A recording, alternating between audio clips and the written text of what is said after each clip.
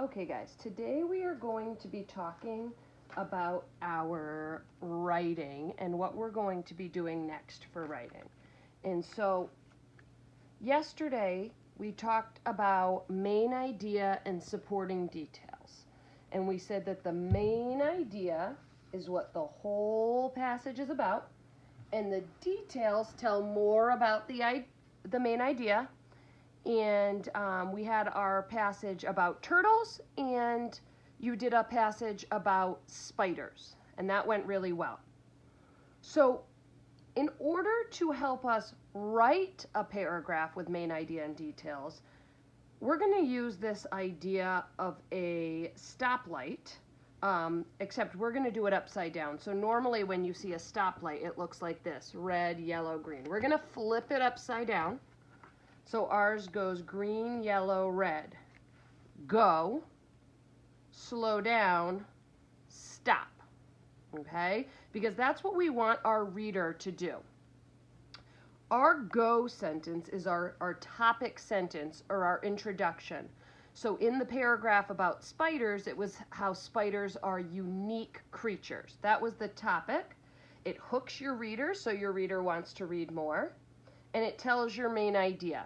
That's going to be your first sentence. Then you're going to have your 3 supporting details, and we want your reader to slow down, learn more about your main idea, and read those details. So each of your details will tell you more about your main idea, and we're going to use those transition words. We've talked about them before, so words like one reason, another reason, also, in addition, finally, to. There's other ones as well. So you're going to open up with your introduction, your topic sentence, give your 3 supporting details, and then that's usually where we stop. But I want us to work on adding a conclusion sentence so your reader knows it's the end of the paragraph. And it'll wrap up your paragraph. Sometimes it kind of tells your main idea in another way, and it leaves your reader thinking. So sometimes we might ask a question, right? So maybe if your whole paragraph was about how spiders are unique, you might say something like, have you ever seen another creature quite as cool as a spider? Or you might say, can you believe all these awesome things about spiders? Or you might just say, spiders are magnificent animals. Okay? We're saying your main idea in another way, we're wrapping it up, and we want to leave your reader thinking about what you read. That's how we're going to organize. Now, we are not going to do this all in one day. We are going to take steps. Today, your job is just going to be brainstorming, and I'm going to model that. Tomorrow, so this is going to be your brainstorming sheet, and you'll have a copy that you can type right into or write with your finger if you're using a tablet. And then on Wednesday, I will upload your graphic organizer for you to fill in. So that way on Thursday and Friday, you can work on writing that paragraph. Okay? And I'll do another lesson for Thursday about turning your graphic organizer into a paragraph, using your home word wall, editing, adding transition words, revising, all of those good things. So for the next 2 days, we're going to do our brainstorming and our graphic organizer. When you are writing, especially a paragraph, you want to write something that you know a lot about. So either you're going to research something by looking in books or going on the internet or watching videos, or you're going to pick something that you already know a lot about. For this, I don't want you to have to do any extra research yet. So you're going to pick something that you know a lot about. It could be anything, okay? So for me, I know a lot about playing softball. I was a pitcher when I was in college. So that's something that I could write about without having to look for information.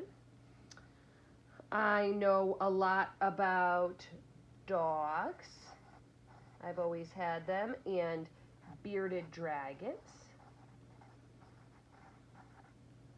And notice I'm not writing complete sentences. This is a brainstorm. I'm just thinking of things that I know a lot about and writing them down. I don't really have a lot of hidden talents. Oh, I know how to drive a car. And how to be safe while doing that. I'm good at reading.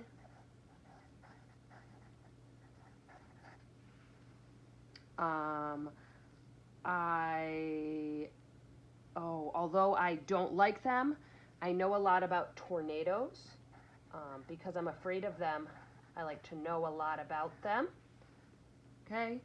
This should be plenty, because when I write my paragraph, I'm only going to pick one of these things to write about. So in looking at these, what do I think I could write a topic sentence and supporting details about that somebody would want to read?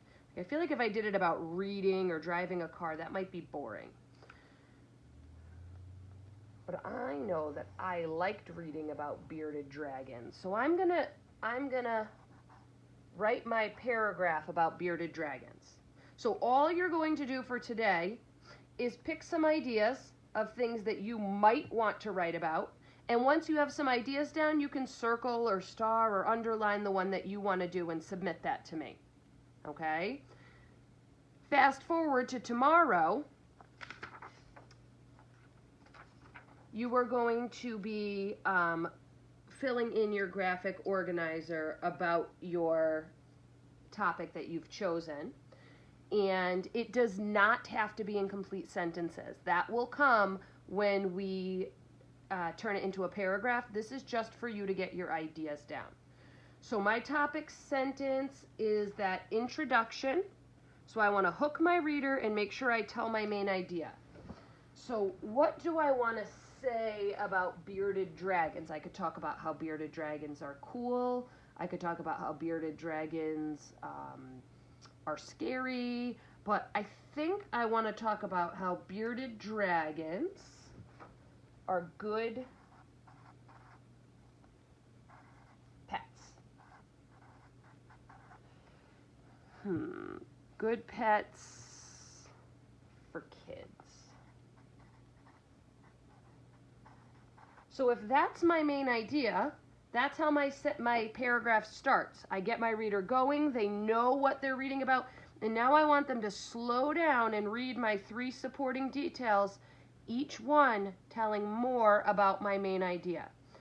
So they're good pets for kids, so I need 3 reasons why they're good pets. So I'm going to say they don't make a mess. And if I wanted to tell more about that, I could talk about how they really just stay in their tank for the most part. Okay. They don't make a mess. They're gentle, so they don't really bite, and they don't mind being held. So they're gentle and not, let's see, what word could I use here? They're not ferocious.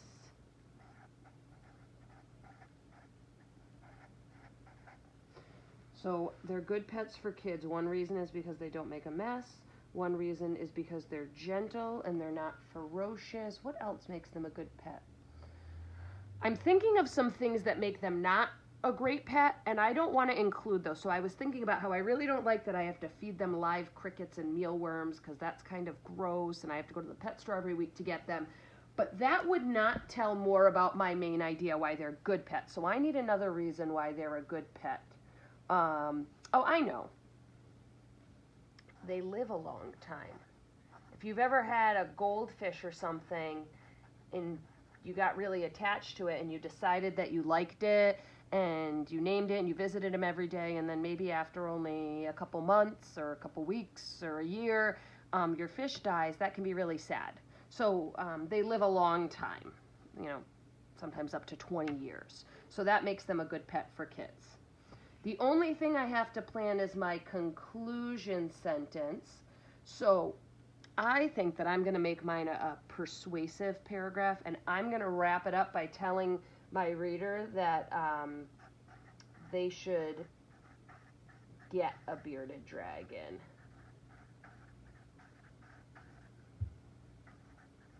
I'm going to try and convince them of that.